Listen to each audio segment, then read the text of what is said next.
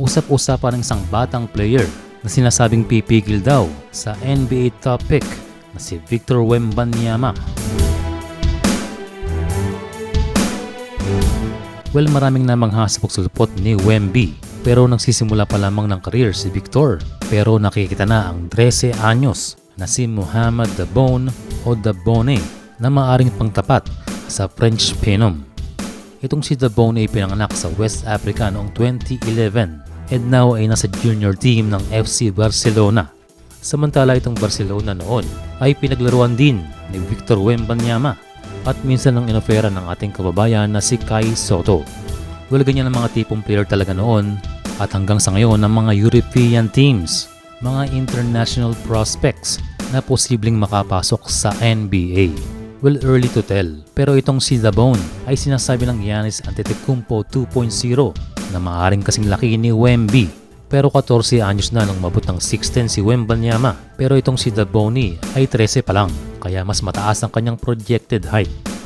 Pero mas importante pa rin ang skills. Pero fortunately ay meron ito, si Muhammad The Bone. Dahil ngayon pa lamang ay nagdo-dominate na ito at lumalaro na hanggang sa under 18. Kaya advance ang skills ng batang player na ito. Although marami pang taon bago siya maging eligible para sa NBA draft. Kaya kung makapasok siya sa NBA, sa panahon yun ay mama na si Victor Wembanyama and possibly ay nakakuha na ng MVP award.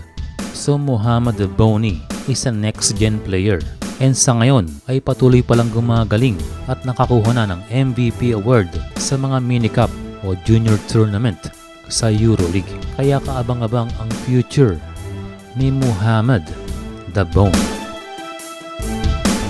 Nabanggit natin ang ating kababayang si Kai Sotto and until now he is chasing his NBA dream and at 22 years old, technically ay may oras pa rin. Pero sa aking matagal nang nakikita at opinion para sa NBA dream ni Kai, yes, hindi pa rin mawawala ang pag-asa. Pero ang daan patungo doon sa NBA ay mas mahirap na ngayon sa kanyang posisyon. And bakit nga ba mga tol? Unang-una ay nagsulputo na ang mga 7-footer. Ibig sabihin na hindi na unusual ang kanyang height para sa NBA. Pangalawa ay tumaas na ang standard at ito ay dahil kay Victor Wembanyama. At isama na rin natin si Chet Holmgren. Well, dahil kay Wemby ay tumaas na ang barometer o standard ng mga scouts and even NBA teams para sa mga big man.